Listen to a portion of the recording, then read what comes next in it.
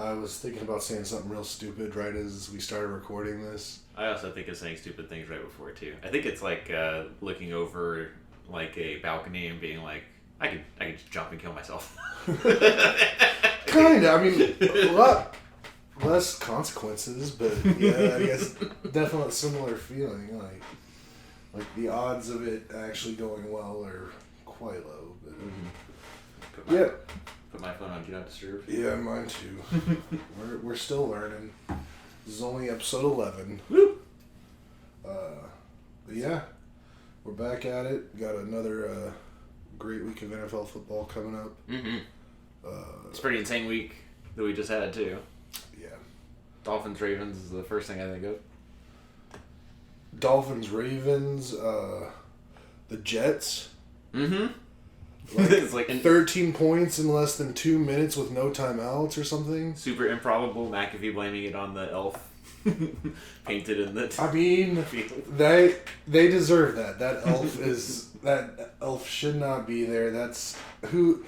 How many people did that have to go through? And people be like, "Yeah, that's a good idea."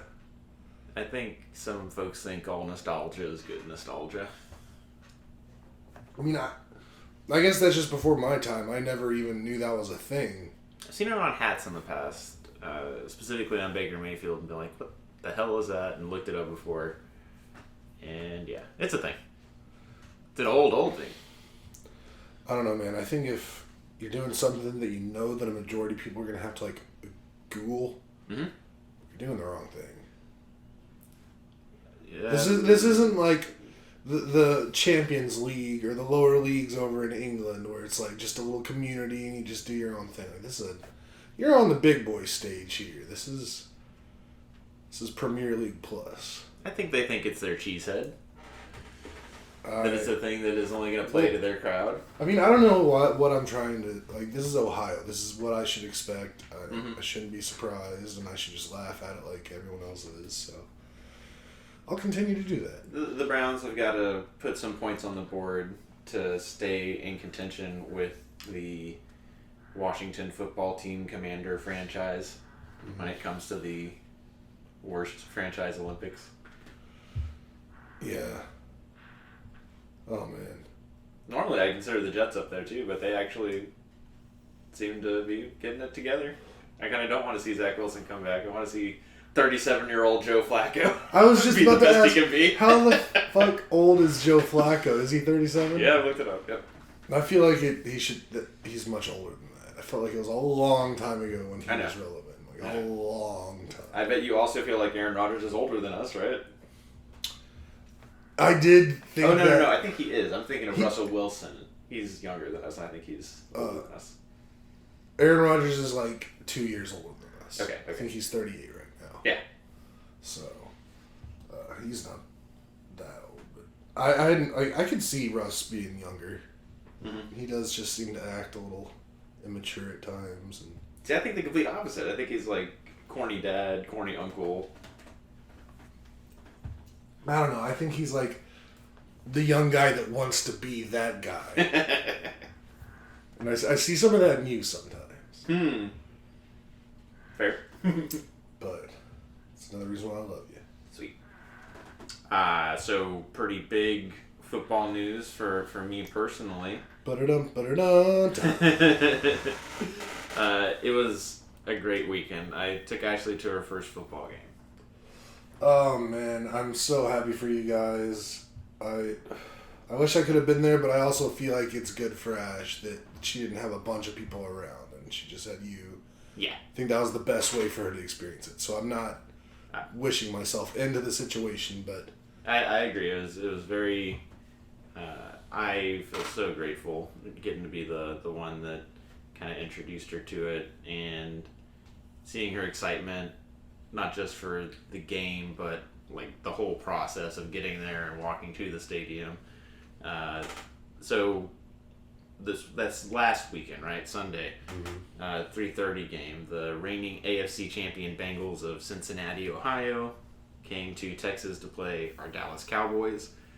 For the audience, Rain Dakota Prescott broke his thumb week 1 while we were watching the game with you and Jeremy. His replacement is Cooper Robert Rush, mentioned at the tail end. Is Dak's real name Dakota? Yeah. All right, learn something new every day. And just come out of the womb, Dak.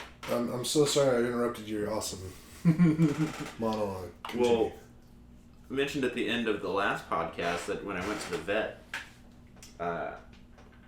was all excited for to see Cooper Rush, and that Ashley was actually the first one to bring up that, maybe we're not in a bad way, because even though Cooper Rush didn't look electrifying against the Buccaneers, who are a very, very great defense, he did bring us to victory against the Vikings in a Halloween game last year. And again, was very excited for Ashley to be the one to bring that up. And sure enough, he's draws the start in that game against the Bengals, who had a close game in week 1, but for all intents and purposes are considered a contender, in their division at least. They had a very good showing in the Super Bowl last year. They supposedly improved their O-line, but they brought back all their offense, so expecting to see good things out of them. And Cowboys, against, again, a very good Buccaneers defense, didn't do very well at all on that Sunday night that we watched the game together at the beach house. So went in there with managed expectations. Mm-hmm. For me personally, I kind of think Ash had a little more optimism. Yeah. And I was not going to be the one to be like, it's the hope that kills you. So, pretty low stress getting there. Mm-hmm. Like, anytime, pick wherever in the world you're trying to go from to Dallas, whether it's car, air, whatever, stuff can go wrong. And there were minor difficulties on the way up there, but nothing that Google didn't get us past. So, relatively low stress getting there, which I did not want to be stressed out getting there. We left plenty of time. So that was good. We got in, I bought, parking tickets in a parking lot instead of trying to figure it out. Yeah. And brought our mini tailgate with us. So had a cooler with all the ingredients we needed for our ceremonial shot. Mm-hmm. But then also just some extra beers, extra waters. I don't think we brought any food. Did our shot in the parking lot. Had a few drinks. About an hour to go, we started walking. I love crowds. And I was definitely getting energy from that. And that was kind of the start of it. Even just being, from the parking lot, you can see AT&T. And she was already the thing's huge. It's a fucking spaceship. You can see it from miles away. Yeah. But even from then, seeing her start to get excited. And then we're in the crowd, and we're walking by proper tailgates with barbecue and crowds yelling at Bengals fans. She was loving that. And then just walking up to the stadium, it just keeps getting bigger and bigger. And we walk through security real easy. Mm-hmm. And the drive was the hardest part. And from there, it just got easier and easier and easier, and more fun. And the vibe, actually just vibing. Having a great time, big eyes, big smile. And for me, it was how I imagine parents feel seeing their kids at Disney World for the first time. And she was so stinking happy, and that made me so happy. And the good feels just got better and better and better. And if the Cowboys lost, and if they had lost decisively, I don't think anyone would have been shocked. Mm-hmm.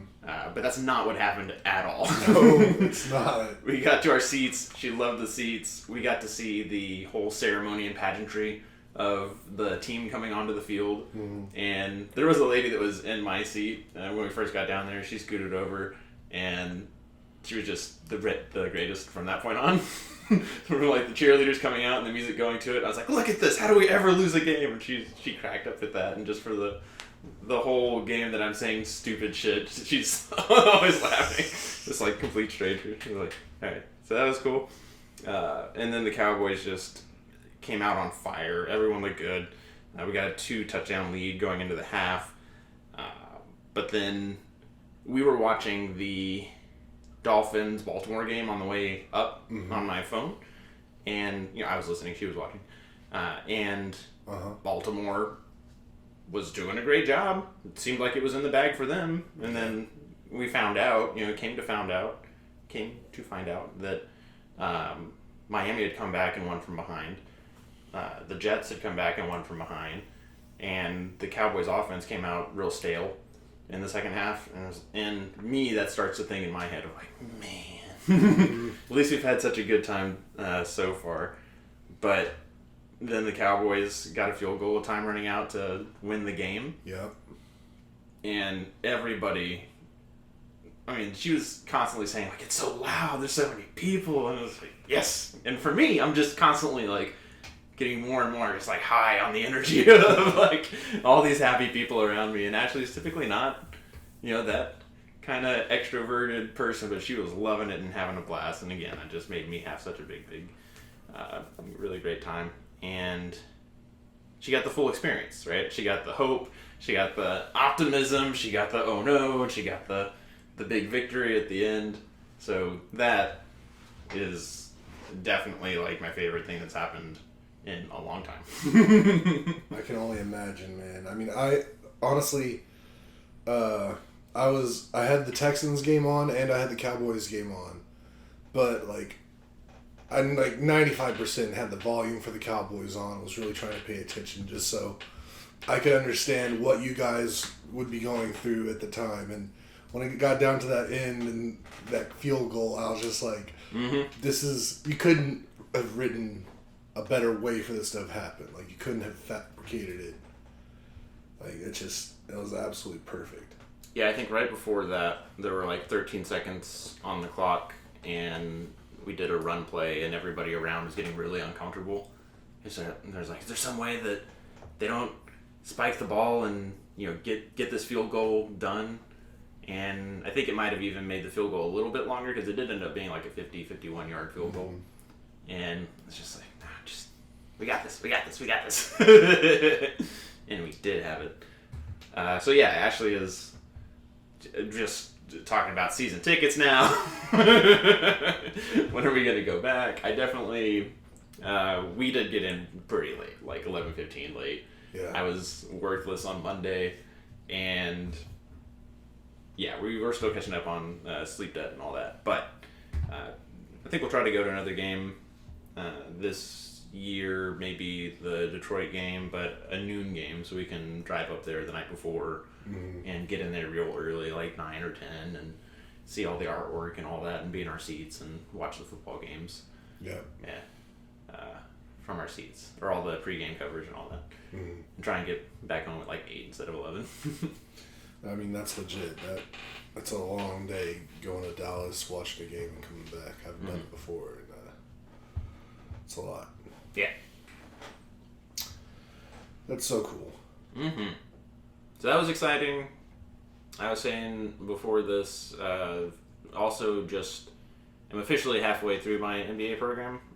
Tuesday, I mentioned this in the last podcast too, that Tuesday was the turn everything in date. And then the course actually ends next Tuesday. So if there were any corrections or anything like that necessary, I could do that. But I think I'd mentioned I had like 6 or 8 hours of like reading and work to do, and it ended up being like 10 hours. Oh, damn.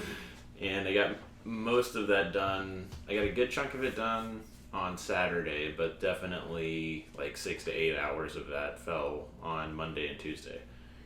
Yeah, and I really wanted to get it done on Monday, but I just couldn't, because I thought it was done, and then there was like a whole other assignment tucked away that was like, look back at Project 1. Oh, no. And talk about all the projects that have happened. But that didn't end up being a heavy lift at all, because where I am now, it's all like financial management oriented. So the workbooks, you have to get 100% right, because there's like a number that comes out of it that either makes sense or doesn't. But that part and other parts of the course were like narrative and explain XYZ and cite your sources and reasoning and projects and all that. So it's like copy paste from stuff I had already done.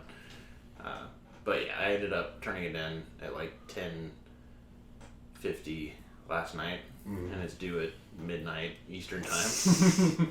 And the disclaimer or whatever when you turn it in was like, you'll get your grade, and if anything needs to be changed or if I ask you to change anything, I'll tell you so within 4 days. I just checked Wednesday morning, and he had already looked at it and exceeds, etc. So very cool. Yeah, and I am taking a break. So this course I just finished was technically the semester course, or the summer semester, and the fall semester starts here like October 6th or 9th or something like that, and it goes through the whole football season. And that was kind of what started causing all these backlogs and all that. Is just doing too much on the weekend, which is when I try to get most of that stuff done. So I'm just going to take football season off. The winter course starts January, so like playoff time, but yeah, I'll do that winter, spring, and then summer, and this time next year I'll have a MBA, and I don't know what I'll do with it. I was wondering what the end goal of this was. Was it just like a personal challenge, or is it really like, are you trying to do something else in your career that would need something like that? And also, is an MBA a master's? Yes. Okay. Yeah. But it's just, it's kind of its own thing, so you're not really saying you got a master's. You say you got an MBA. No, I'd say I got a master's. Master's in what? Business administration? I feel like I always hear people just say I have an MBA. Yeah. Because you put like your last name, comma, MBA at the end. Like, my brother has a master's. In what? It's like a master's in history or poli-sci or something? No. What is it? I should know this. I'm so glad he doesn't listen to this, because he'd be pretty upset.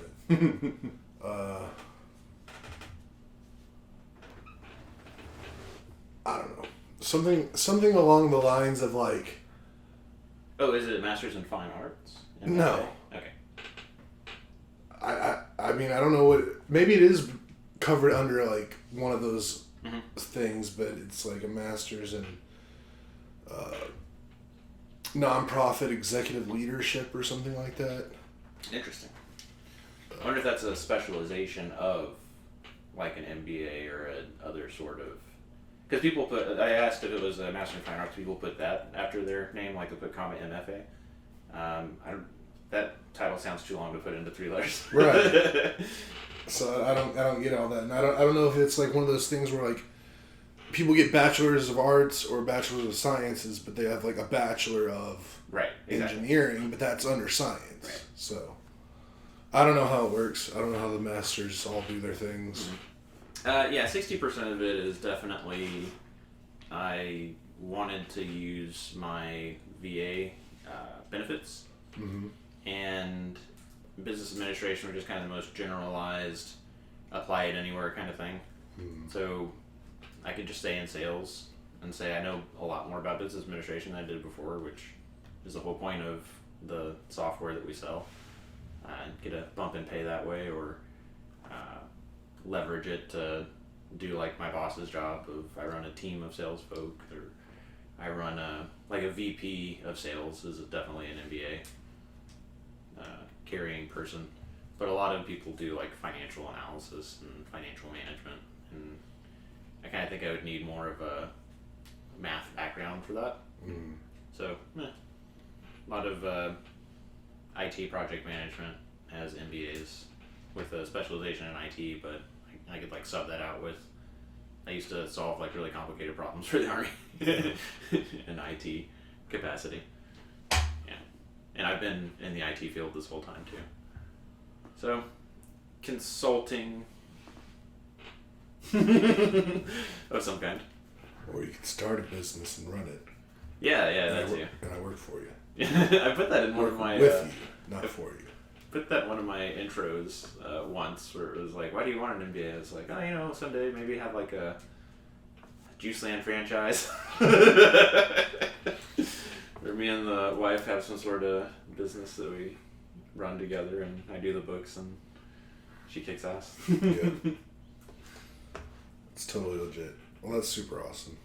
Yeah. It'll be more awesome this time next year. And then I've also got the final benchmark, because my birthday's coming up, not this weekend, but next weekend. Booyah. So just a lot of stuff, getting bows put on them in this period of time right now. Then what? So like basically around when your birthday hits, you're just gonna be in cruise control, NFL season, holiday season mode until January. Yeah, that sounds right. That's real cool. Super stoked for you. Thanks, buddy. And here's about the time when I would start talking about the thing I wanted to talk about, but I completely forgot about what I wanted to talk about. No, I remembered it. It's nothing too crazy or anything, but we're just cataloging thoughts right now. So at my new job now, my new boss, he kind of sets up and runs a weekly fantasy thing on DraftKings. Okay. And we all just got to talking, and they found out I like football, and they're like, "Oh, I do this thing. You wanna be a part of it?" And I was like, "I've never done weekly fantasy before, so it's real new to me, just thinking about it." But I was like, "Yeah, I'll be a part of the team because everyone else on the team does it. I mean, it's a small team. It's me and the boss, and then 2 other people. Our team's very small. It's growing, but so I was like, yeah, sure. So he sent me the link, and I signed up, and it's like a $5 buy-in, and then the pot, I guess, really just depends on how many people are in the who join. I guess when I joined, there was like a total of 6 people in this round. All in the company? I don't know.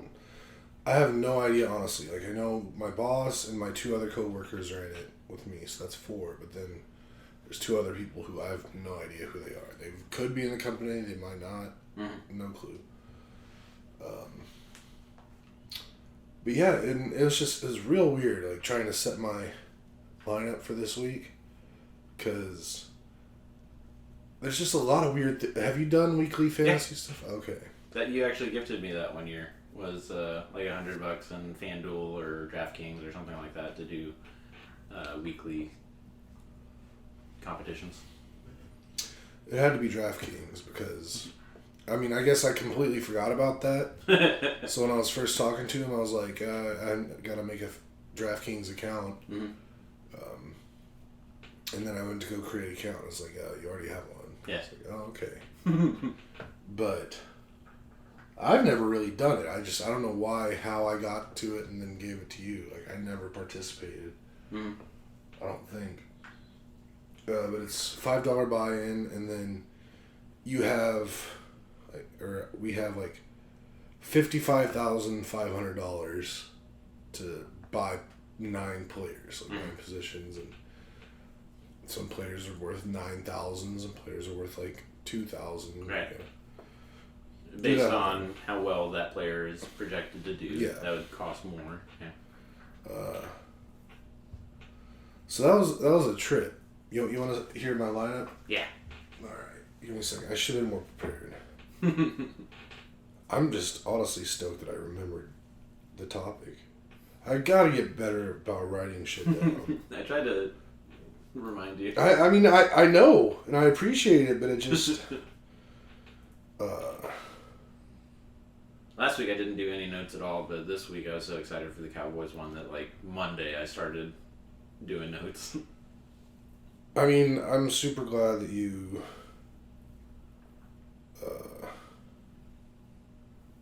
did. And I really wanted to hear a more in-depth recap of your guys' Cowboys game because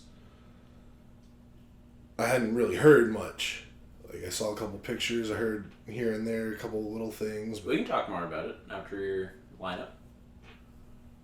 I mean, if there's more to be said, then cool, but... Okay, so I got it. Oh, shit, I did something. Hold on. I lost it.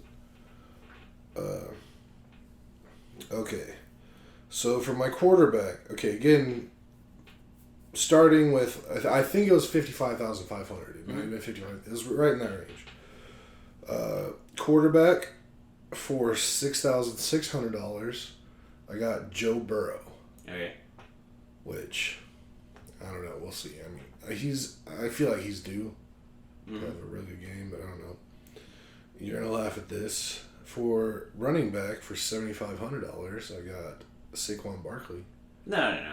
I know I gave you a hard time for drafting him, but I've got him in a different league and seems to be back to his old form.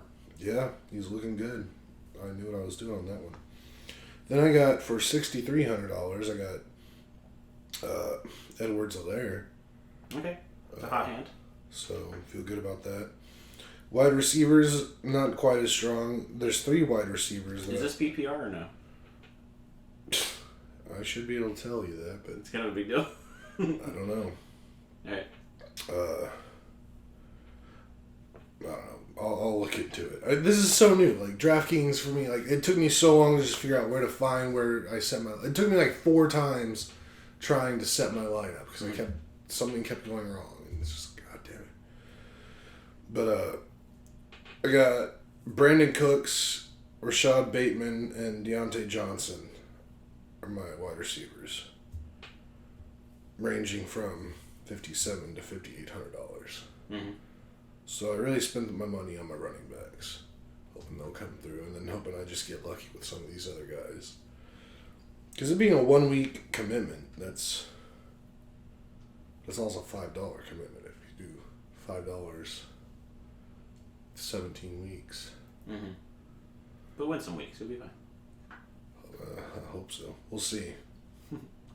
Tight end, I got Gerald Everett for real cheap. Yeah. My flex is Anderson. Robbie Anderson. Mm-hmm. Panthers. Also real cheap. 1,700. 5,000. The minimum was like, I think 2,500 was like the bare minimum anyone caught. Like that's the cheapest you can get any person, single person. Mm-hmm. But yeah, he went for 5,000. I mean, at that point, the thing is, my strategy was to get every other position except flex settled, and then however much money I had left, I'd just spend that on whoever I could get for that amount of money that looked okay. Yeah. And that's what happened. So I spent my exact budget. I had no leftover at all. So I feel like I won something there. Cool. I really like Rashad Bateman. But, yeah, we'll see how that goes. I mean, I want to figure out, like, where are the rules? Is this a PPR? It's not even wanting to tell me. Oh, we're up to seven entrants. Alright, so it just doesn't tell me. I don't know. We'll look into that. So, if you have more to say about the Cowboys game, absolutely feel free. Other than that, we can go on to something else. Didn't see any fights. Heard some drunks. I don't know that we necessarily saw any drunks. When I did find out that fourth quarter starts and you're not allowed to take alcohol back to your seats. Mm-hmm.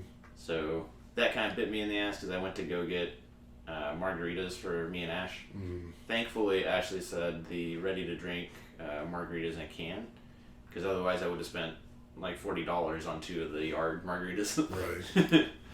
And I did see at that point Cowboys fan being escorted out. But Ash didn't have to see that. The whole being a fan there in person experience was great.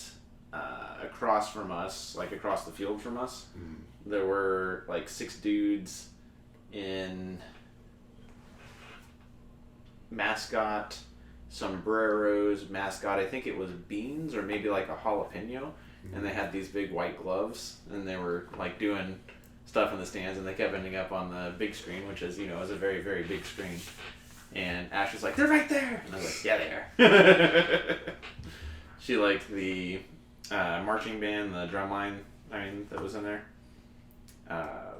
The artwork, when we just like walked in through the doors, that's where it was like the craziest with all these people walking around. But then we were concourse, like the top level, but the closest to the edge or whatever. and so we had to take like 4 escalators up, and just fewer and fewer people the further and further up we went, which is nice. So that was good. The fans around us were great. I don't know. What do you want to know? I mean, that's what I was curious as to what you were going to tell me more than you did, because you painted the picture really clearly. So We I got. thought you were just holding some stuff back. Nah, we got towels. Like that was the giveaway. Was everybody had towels on their chairs, so we got those in the kitchen right now. That was fun, just waving that around every time it came up. We both had yard margaritas, so that I always want a souvenir cup, you know. And for the Cowboys games moving forward, we're gonna do the ceremonial shot, but then we're also always gonna drink out of the that yard margarita thing because we're into margaritas. So looking forward to that on Monday night. Wait, you're going to do that at home? Yeah. Oh, okay. Out of the same cups you got? Yes. Okay. It's all coming together for me. I thought you were talking about like every time we go to a Cowboys game now, we're going to get those yard margaritas. I mean, that too. And I was like, that makes sense. But I guess it also makes sense doing it at home, just having your own cup. Yeah. I love that she's asking about season tickets, but I don't think she knows how expensive they are. They're not. I mean, I got into looking into it, and I mean, it wasn't as bad as I thought it would be for like the cheap seats. Like I think I was seeing something around. I mean, should I not say it on here, or does Ashley even listen to this? Or, No, she won't hear. What? So it was like maybe for the cheapest seats per person per year, it was maybe like $3,000. That's less than I was thinking. But I mean, those are for like the highest, worst seats that you can buy for season tickets. But still, that's not that insane. We really liked our seats. Did you see our seats? Yeah, absolutely. I looked at every picture you sent numerous times. Yeah. Oh yeah, I'll put up pictures from this as well when we post this tomorrow, or when I post this on my Facebook tomorrow. And okay, so I'll bring this up, and it's not so much about your experience, but just me watching the Cowboys and watching Cooper Rush do his thing. You know who he reminds me of a lot? Who? Eli Manning. Interesting. For the most part, you're like, this shouldn't be a starting NFL quarterback. Then he does some really cool things every once in a while, and he finds ways to win games. Yeah. Like, you don't really understand how they win, but they do. And that, to me, was what Eli Manning always was. Like, I never watched him play and was like, damn, that is an amazing quarterback. He'd have flashes where he'd do something really crazy, but for the majority, it's like, he shouldn't be a starting quarterback. But then he just also had that it factor that just made him win. Like, the wins weren't hardly ever pretty or, like, anything like that, but he won games. I don't think Rush has the cannon that Manning does. I think he's capable of given time, and just thankfully our line is good enough to give him time like 3 times out of 4.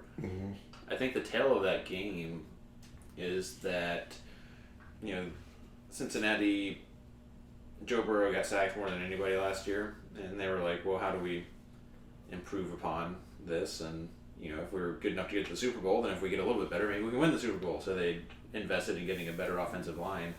But I think they also changed their playbook to add more plays that take more time to develop for this, thinking that Joe Burrow would have that time in the pocket.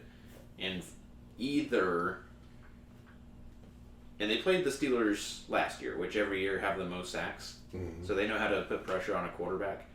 Either the O-line is not as good as it should be, given that new talent, or both the Steelers and the Cowboys just have really, really good defenses that are good at getting to the quarterback, which Micah Parsons was electric. Yeah. It's a sack factory. I mean, if someone put a gun in my head and said, you're getting a Cowboys jersey, whose is it going to be? It's Micah Parsons. Our new get up for the games moving forward. Ashley has a Chip on Diggs jersey shirt, and I have a Micah Parsons one. We're going to just do that over and over again. I fully support that. I mean, honestly, though, at this point, I really feel like you guys have to go to every home game, at least, that the Cowboys have, because... That's way too expensive, dude. Well, I mean, you're being selfish now. You got to think of the greater Cowboys nation. They lost their first game, and then... Yeah, we've got theories about that, Kelley. About what? About why we lost that first game. What's that? Let's just say we got theories about that. Am I supposed to know what you're talking about, or is this something that you're just going to hold from me? Because if it is something, I'll try to think harder on it. But... And it's just maybe certain people that were there watching the game with us maybe weren't actual Cowboys fans. I did an amazing job not being an anti-Cowboys person. It's just that maybe some of the folks that took shots with us, maybe their heart wasn't really in it. I was very hesitant for the shot. It got pushed on me, and I wanted to be a team player. Yeah, so maybe that kind of played out, didn't it? Don't blame me, man. Hey, a theory. A theory's a theory, Kelley. Okay, but here's okay. I could understand you having that theory, which is bullshit, but I understand how your brain could get there. But here's the thing: what changed when the Cowboys won the next week? Well, I think it was two people together that were actually wanting to see the Cowboys win versus two people plus maybe two other people who weren't as dedicated. You can't tell me that there were not a decent number of people in that stadium that were very... Certainly not sitting on either side of me and Ashley. I mean...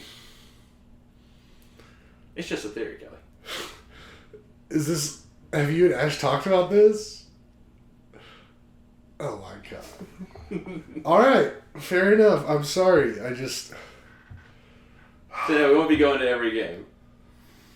So, you won't be watching a game with me? Yeah, I fucking thought about it, Kelley. I've thought about my birthday and wanting to see them win on my birthday, yeah. Oh, man. This is a really weird situation for me, because you're my fucking family, and I want to do everything in my power that I can to... That doesn't mean you have to love the Cowboys. That doesn't mean you have to be a fan of a team you clearly, obviously, don't want to be a part of. But I want to be a part of things with you. I want to celebrate you, and I want to help your things out. I mean, I've definitely got to the point where I'm not actively rooting for the Cowboys to lose every single game. Oh, thanks for that, guy. I mean, that's a big step. Mm-hmm. I've only been supporting Michigan, happy for Detroit, since those have been exciting for you. It's no big deal. Oh my god. Alright, get the fuck out of here with this shit. I've already started today off as a fucking donkey, fucking up my Wordle and getting laughed at for hours by other people. And do you have a certificate stating you do not have donkey brains? I don't, because I do in fact have donkey brains, and now I'm finding out I'm the worst friend of all time. You're not the worst friend. And you know what? Fuck it. I'm 100% Cowboys now. That just changed me. I will root for them forever. I have a reason to root for them, and I'm going to just stand behind that reason. And for all the reasons that I didn't root for them before, they just don't matter. Because now I can't have this hanging over my head. So I would rather fall in love with the Cowboys than the alternative. We'll see, Kelley. All right. Here's your test. Monday night. You just root for them. Yeah. Right. I mean, rooting for is like the bare minimum of all this. Yeah, I know you're saying that, but if you root for them and they win, then then we'll know. And if they don't win, then we'll know. I mean, maybe give it at least a couple games. I don't know if it's something I can just completely turn on. I might have to warm up a little, but I will do my fucking best. I will go and get some kind of Dallas Cowboy merchandise and rock it for the game. Yeah, the thing is, Kelley, we don't have a couple games. Because a couple games is my birthday. So either root for them and they win on Monday. Or we'll see what happens. This is the most fucked up episode of this podcast to date. This is so much pressure. Okay, what do I need to do? I don't know. Alright, I guess... Kelley. Take a deep breath. I can't. I gotta figure this out. This is a lot. They're gonna win or lose it. They're gonna win or lose, bud. This is basically... Do I get to keep one of my best friends of all time, or am I gonna lose them? Like, I have to do You haven't been a fan of the Cowboys this whole time when we've been friends. But it seems to be more of a problem now. Especially because of Ashley. Like, she's... If it was just you, like, we've always had a thing where we kind of, like, root against each other in certain parts of life. But with Ashley coming in, it makes it so much harder for me to root against the Cowboys. I can say for me, I'm joking, and they're going to win if they're going to win, they're going to lose if they're going to lose. But you're right. Ashley is... I mean, you know how you were when you were a fan of things at the beginning. Oh, my God. I mean, even to this day, I still have that fandom for the University of Michigan. Like, maybe not... Like, I've learned to deal with it better because I was definitely one of those fans where, like, if I'm watching the game, the 11 o'clock in the morning game, and they fucking lose... Like, do not talk to me until at least Monday. Like, I'm fucking bummed out. I'm in a bad mood. No, like, there's no reason to be alive. Like, just let me go. So I get it. I fully understand, like, the passion behind teams and stuff. And I just thank fucking God that you guys don't have some kind of connection to Ohio and you're rooting for them. Because that's like where I would draw the line. Like, I can find reasons to support the Cowboys. And I can get behind them. And I will support Eli Manning Jr. in his efforts.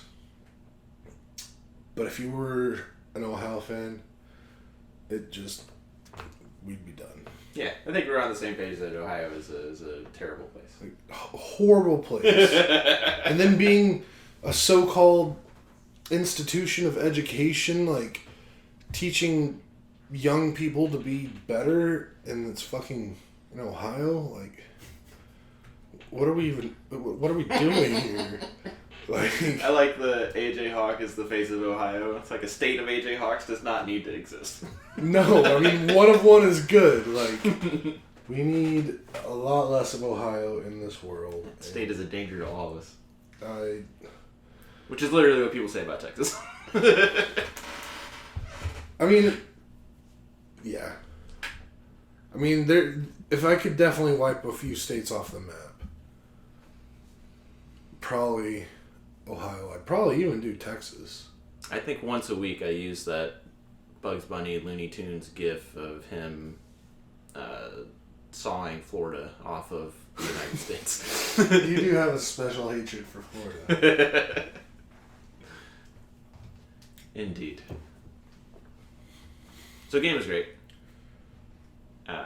Season tickets probably not going to happen. Yet. Just gotta start making a little more money.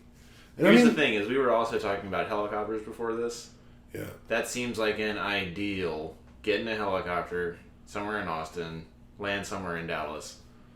Because that drive is no joke. I think an airplane would be much better for that commute. I think helicopters at best, for like commutes, 50 miles max. In defense of that, the DFW is very close to Arlington. And there's so many more airports that exist that you don't even know about. Oh, yeah. Like, so many general aviation, like, airports all around. Like, there was one really close to where my brother used to live in the Dallas area.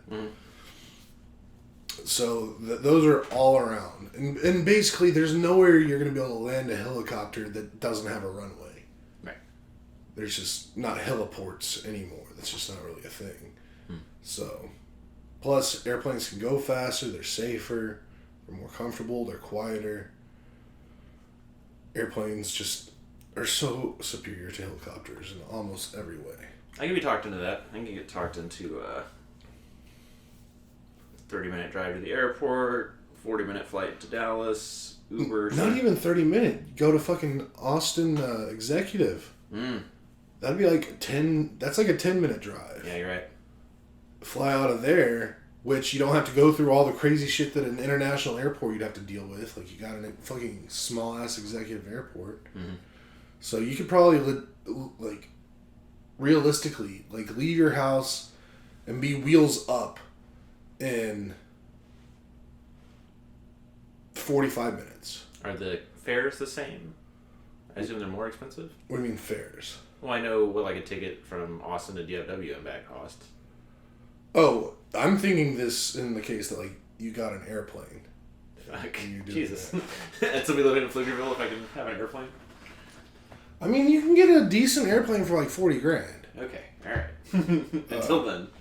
Well, I'm just saying, well, no, okay, you can't. It would be way too expensive to fly out of Austin Executive Airport unless you had your own plane. Because then you're flying private. And that would probably cost you about $8,000 to $10,000. If I'm going to fly up the day, or if I'm going to drive up the day before and get a hotel anyways, then I think instead of doing the hotel, spend a little more than the hotel and drive down to ABIA, fly out in the morning, Uber to the stadium at 10 or whatever, do stadium all day, Uber back to the airport, probably back at the same time. I don't know, man. Ubering, going away from a big event just seems like real tricky. Yeah, we probably have to wait a while, but yeah. You're right. I'm thinking of like the Tool concert in San Antonio where that was a hellish Uber experience. Yeah. Yeah. Wait, I don't remember that. You had a car, you and Jared. Oh yeah. Yeah. But Ash and I tried to get an Uber, and there was like an Uber area. Oh yeah. But it was just anarchy. People were like, "I'll give you $100, get me out of here." Yeah, so that's why we're like dealing with Ubers in those situations. Mm. Like, really, travel in and out to any big event is what keeps me from doing a lot of big events. Like, that just, I don't like it because there's no easy way in or out. The only big event I've ever been to that did it right was when I went to Michigan and I saw the University of Michigan play in the Big House against San Diego State. Mm-hmm. And, I mean, that stadium gets 110,000 every single home game. So they've figured out how to deal with that. Like, after the game, like, every single street in, like, a 3-mile radius is, like, turned into a contraflow lane where everything's open. Like, you can just drive away from the stadium wherever you go. And we got out of there so fast. Like, I was just so impressed because there was, like, 100,000 people there. And, like, we were out onto a main road in, like, 5 minutes. Mm-hmm. Like a main, like, interstate, like, moving fast, no traffic kind of situation. It was stupid. Stupid awesome. But every other thing, it's just, like, that's so much shit, man. Yeah, even us, we parked in lot 15, if anybody wants to look it up. And it's not right on the stadium. It's not the parking lot adjacent to that. It's like a further parking lot with not a very far walk, but a walk. And we were in our car for an hour and a half before we even humored getting in line to get out of the parking lot. Mm-hmm. There was a car that hit another car in the parking lot. I mean, I'm sure that wasn't the only car-to-car contact in the parking lot at that point. Mm-hmm. So the game was at 3:30, and we didn't end up leaving that parking lot until like 8, I think. Yeah. I think. Yeah, and then we picked up our sandwiches at like 8:22. Or like 8:30. Because we got sandwiches on the way out. Smart. From Jersey Mike's. Mm-hmm. Yeah, well, I think it's a good place for us to go ahead and put a pin in it. We'll come back to it next week. Tonight we got Steelers Brownies. I did place bets on this game. Yeah. We will talk about that more, see how that turned out, see if your parlay turned out. Yeah, by the time you get this turned around, we'll know. Yeah. So, until next week, everybody, thank you for listening. Don't forget to like and subscribe. And love you guys. Have a good one. Take care, y'all. Good Cowboys. Woo!